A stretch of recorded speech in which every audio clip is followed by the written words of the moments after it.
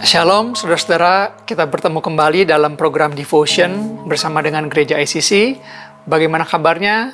Saya mengharapkan kita semua dalam keadaan baik, dalam keadaan sehat, terpelihara sempurna oleh kasih karunia Tuhan Yesus. Pada saat ini saya tertarik untuk membawakan sebuah pesan kebenaran firman Tuhan terkait dengan pernikahan. Karena belakangan ini saya cukup terdampak akibat dari perang yang sebenarnya terjadi di Timur Tengah, tapi saya yang ada di Indonesia agak kewalahan untuk menghadapi tekanan-tekanan yang timbul akibat dari perang tersebut. Karena sebenarnya kemarin ini saya dan pasangan sudah berbulan-bulan menyusun sebuah rencana perjalanan dan mengeluarkan biaya yang tidak sedikit juga, tapi ternyata terancam batal akibat adanya perang geopolitik yang memanas yang terjadi sampai saat ini itu berpotensi untuk menggagalkan rencana kepergian kami. Dan pastinya buat kebanyakan orang, perang ini adalah sebuah kabar yang tidak baik. Setiap orang pastinya menginginkan sebuah kedamaian, sebuah kestabilan. Tapi buat kami sekeluarga, hal ini lebih terasa, lebih sulit untuk dicerna karena kami sudah banyak terlebih dahulu berkorban untuk mempersiapkan mengenai hal perjalanan kami ini. Dan bersyukurnya saya memiliki pasangan yang bisa diajak berjalan bersama-sama menghadapi keadaan ini. Kita bisa saling menguatkan dan jadi teman doa juga. Dan kita bersepakat dan akhirnya kita bisa melewatinya dengan baik karena pertolongan Tuhan. Saya membayangkan bagaimana jika keadaan ini saya hadapi sendirian. Tentunya saya akan merasa gentar, saya akan merasa takut serta bingung karena keputusan yang saya akan ambil ini akan berkaitan langsung dengan keselamatan dan keamanan keluarga saya. Dan inilah ayat yang datang kepada saya pada saat saya sedang mengalami kegalauan tersebut. Matius 18 ayat 19. Dan lagi, aku berkata kepadamu, jika dua orang daripadamu di dunia ini sepakat meminta apapun juga, permintaan mereka itu akan dikabulkan oleh Bapakku yang di surga. Ayat ini penuh dengan penegasan. Dan lagi Tuhan berkata demikian, ketika dua orang daripada kita meminta apapun juga dengan sepakat, maka itu akan dikabulkan. It will be granted. Ya, di situ kami tidak meminta untuk tetap bisa pergi, walaupun sebenarnya itu yang kami inginkan, tapi kami meminta daripada Tuhan hikmat dan jalan yang terbaik. Karena saya sadar sekali, saya manusia penuh dengan kelemahan, begitu juga istri saya, kita bisa salah dalam meminta, atau mungkin kita tidak bisa membayangkan konsekuensi dari apa yang menjadi permintaan kami. Lalu kami bilang sama Tuhan, Tuhan, kalau Tuhan anggap bahwa hal ini berbahaya, tolong tutup semua jalan, tolong tutup semua pintu, sehingga kami tidak bisa berkutik lagi. Tapi, kalau Tuhan anggap perjalanan ini memungkinkan, aman untuk dijalani, tolong lancarkan, tolong buka pintunya selebar mungkin, supaya kami bisa menjalaninya dan menyadari bahwa Tuhan itu luar biasa besar dalam kehidupan kami. Di luar ekspektasi, ternyata penerbangan kami tetap berjalan. Walaupun H-1 semua penerbangan di-cancel karena di tempat kami harusnya transit, di bandara kami harusnya transit, H-1 ada ledakan hebat. Karena salah satu gedung tempat menyimpan bahan bakar meledak, ditembak akibat perang tersebut. Tapi untuk kami yang berangkat 1 hari setelahnya tetap bisa berangkat. Jadi di tengah ketidakmengertian kami, di tengah kebingungan kami tetap berjalan selangkah demi selangkah walaupun rasanya tidak nyaman. Jam demi jam kami terus berharap, berdoa sama Tuhan di tengah kehimpitan rasa tidak nyaman yang kami rasakan akibat dari perang tersebut. Dan semuanya pada akhirnya tetap bisa terjadi karena ada berkat dan perlindungan Tuhan di dalam kesatuan, di dalam kesepakatan, di dalam pernikahan setiap orang percaya yang mengandalkan Tuhan. Dan tentunya doa dari teman-teman semua. Kalau kita perhatikan, di antara begitu banyaknya pilihan Tuhan untuk melakukan mujizat pertamanya, sebenarnya Tuhan bisa punya banyak pilihan.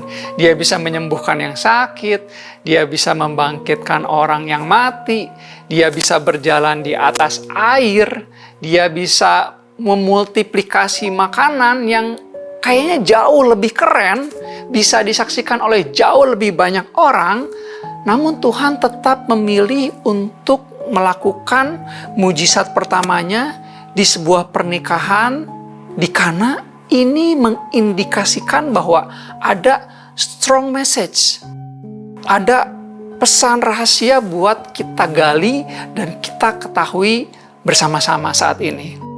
Dan saudara-saudara, ini akan menjadi sebuah khotbah berseri yang akan menolong kehidupan pernikahan kita, meneguhkan, menguatkan yang lemah, atau buat teman-teman yang hendak masuk dalam pernikahan, ini pun bisa menguatkan kita bersama. Dan judul dari firman hari ini adalah rahasia di dalam pernikahan. Ya, tentunya pernikahan adalah sebuah persatuan. Yang satu pria, yang satu wanita. Hal ini nggak perlu dimodifikasi lagi karena inilah yang tercantum di dalam kitab suci kita, di dalam Alkitab. Banyak orang masuk dalam pernikahan untuk mencapai satu goal, satu tujuan, yaitu untuk menjadi bahagia. Umumnya itu yang dikejar, umumnya itu yang dicari oleh banyak orang, yaitu keuntungan berupa kebahagiaan atau mungkin hal-hal lainnya yang bisa diukur seperti materi. Tapi realitanya, kebanyakan orang akan kaget, mereka akan marah, akan kecewa, karena begitu mereka memulainya, tidak butuh waktu lama, dia akan menyadari bahwa masalah muncul di pernikahan mereka. Tapi apa yang Alkitab katakan? Bahwa ini adalah sesuatu hal yang normal dan alkitabiah. Mari kita lihat ayatnya. Yohanes 2 ayat 1-3 saya bacakan. Pada hari ketiga ada perkawinan di Kana yang di Galilea, dan ibu Yesus ada di situ. Ayat 2. Yesus dan murid-muridnya diundang juga ke perkawinan itu. Ayat yang ketiga, ketika mereka kekurangan anggur, di sini masalahnya terjadi. Ibu Yesus berkata kepadanya, huruf besar berarti dia berkata kepada Yesus, mereka kehabisan anggur. Ini poin pertama yang mau kita bahas bersama. Ya, di dalam pernikahan kita pun akan bertemu dengan yang namanya masalah. Saya ulangi sekali lagi, di dalam pernikahan pun kita akan bertemu dengan yang namanya masalah. Dan mungkin banget masalahnya lebih besar, dan mungkin banget masalahnya lebih banyak dibandingkan pada saat waktu kita masih single, waktu kita masih sendiri, atau waktu kita masih pacaran. Mungkin banget masalahnya lebih banyak dan lebih besar daripada sekedar itu semua.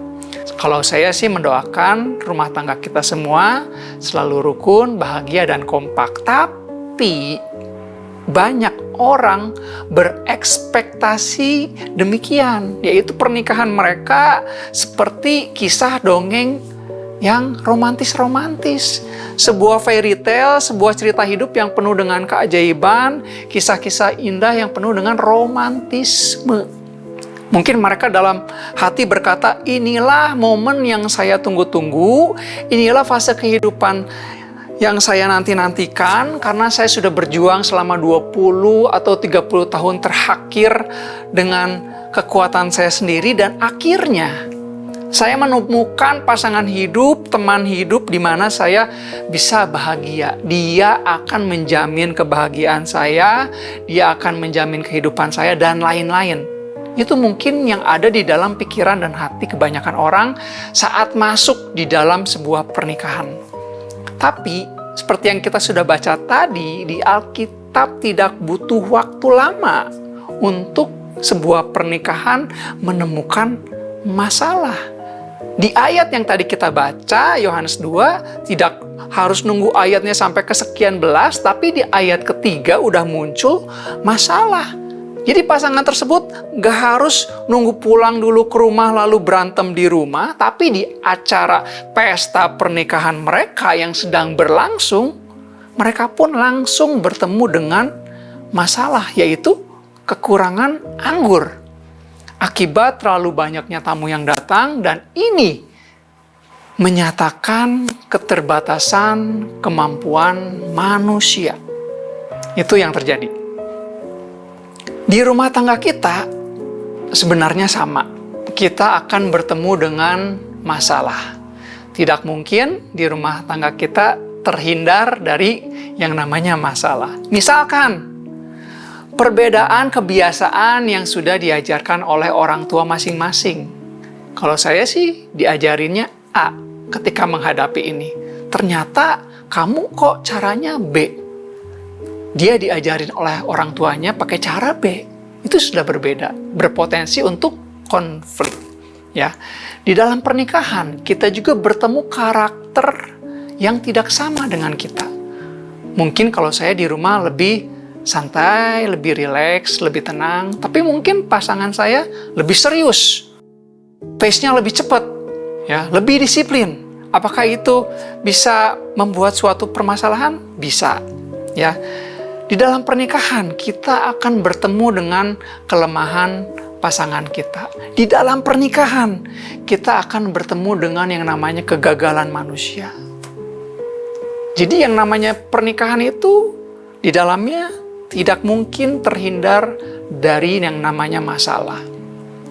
Namun, disitulah letak rahasianya.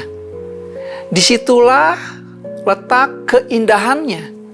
Yaitu yang namanya kasih baru teruji ketika ada masalah.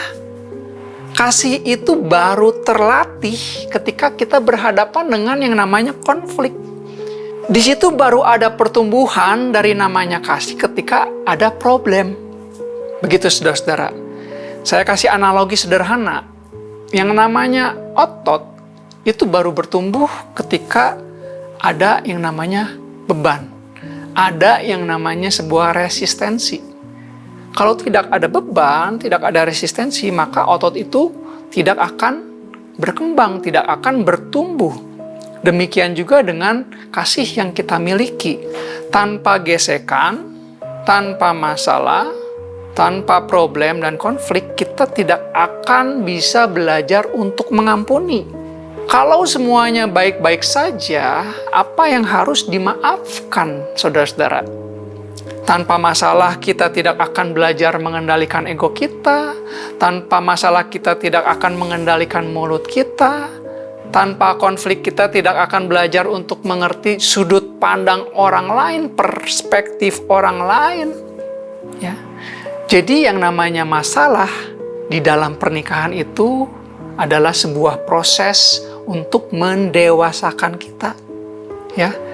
Masalah akan menguji kualitas kasih yang kita miliki. Kasihnya seperti apa sih? Cemen atau tidak? Serius atau tidak? Kecil atau besar kasih yang kita miliki?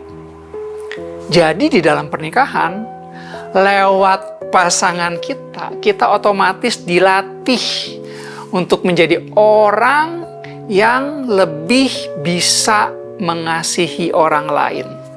Ya, sehingga karakter atas karakternya Kristus, karakternya Tuhan Yesus yang adalah kasih itu bisa muncul semakin besar dan kuat dari dalam diri kita keluar. Ya, buat yang belum dan akan menikah, saya tidak cerita ini untuk menakut-nakuti Anda, tapi saya sedang membahas realita yang terjadi di dalam sebuah pernikahan supaya kita lebih siap untuk menjalaninya, betul? Dan kabar baiknya adalah poin ini adalah poin yang tersulit yang sudah kita bahas. Masih ada 2 poin lainnya yang akan menjadi clue dan menjadi respon kita bagaimana caranya kita mencapai kemenangan di dalam pernikahan kita. Tapi kita akan teruskan sisa pembahasan dari pernikahan ini di dalam devotion yang selanjutnya. Karena durasinya bisa terlalu panjang. Mari kita tutup dalam doa. Tuhan, terima kasih untuk firman-Mu. Kami mungkin saja mengawali pernikahan kami dengan motivasi atau cara yang salah. Tapi kami mau mengundang Tuhan untuk bisa memberikan pengertian, memberkati hati kami, sehingga apa yang menjadi kebenaran firman ini boleh kami terima, boleh kami mengerti, dan boleh kami lakukan di dalam setiap keluarga kami. Bekerjalah di dalam keluarga kami Tuhan, bekerjalah di dalam akal budi kami, di dalam hati kami, di dalam pengertian kami, sehingga kami mau dengan rela untuk berkorban, untuk belajar mengasihi, menghormati pasangan kami. Terima kasih Tuhan untuk kebenaran ini yang kami materaikan di dalam nama Tuhan Yesus. Amin. Sekian devotion kali ini, kita akan bertemu kembali di devotion yang selanjutnya. Tuhan Yesus memberkati.